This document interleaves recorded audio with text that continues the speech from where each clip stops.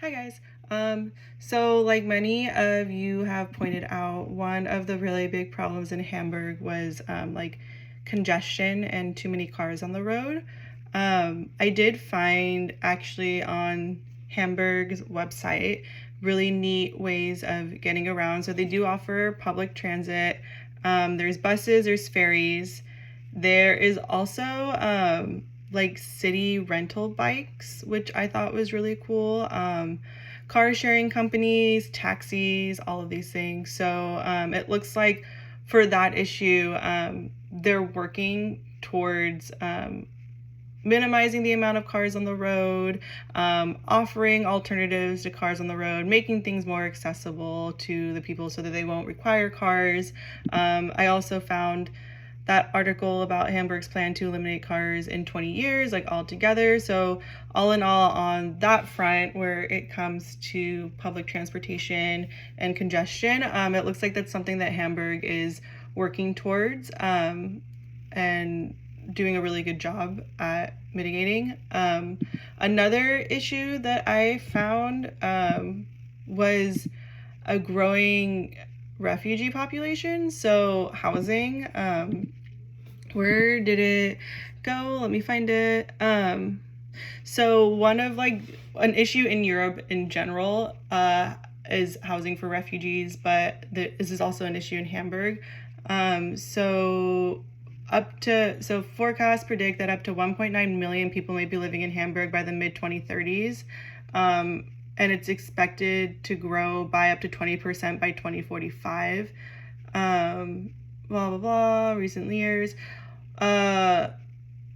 Okay, so while the number of people seeking refuge and requiring at least temporary accommodations was just under 1,000 in 2011, the figure rose to 22,000 in 2015. So as a city-state, Hamburg is faced with the challenge of it becoming increasingly difficult to accommodate refugees within its state boundaries due to the lack of appropriate land and buildings. So really interesting. They have this huge refugee population, but they're unable to house it. Also, I think I was reading too that in general, like housing is an issue in Hamburg, just in general, like homelessness and housing.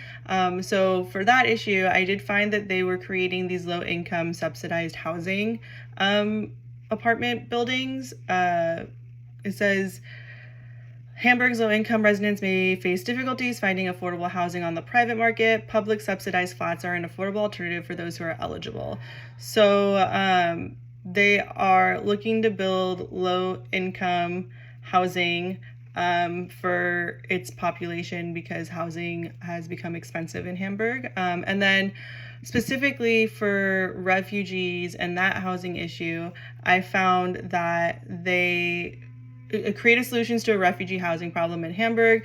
So where can European cities find accommodation for the increasing number of asylum seekers and refugees? The German city of Hamburg has found an answer with tiny homes. So Hamburg will be building these tiny homes that they will be giving to asylum seekers and refugees to live in, which I thought was really interesting. So it is something that they're working towards, even though it's an issue, the congestion with cars and the limited housing. And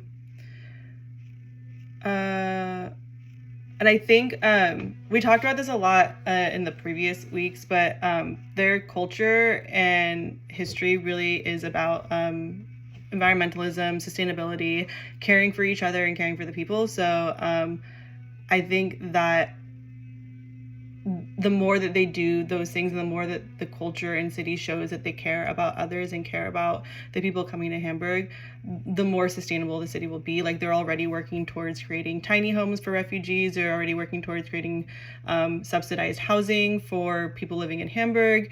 They're working towards limiting and getting rid of cars in 20 years. So I think all in all, like even though Hamburg has its issues, which we've pointed out, they have plans to work towards them. So cool. Thanks.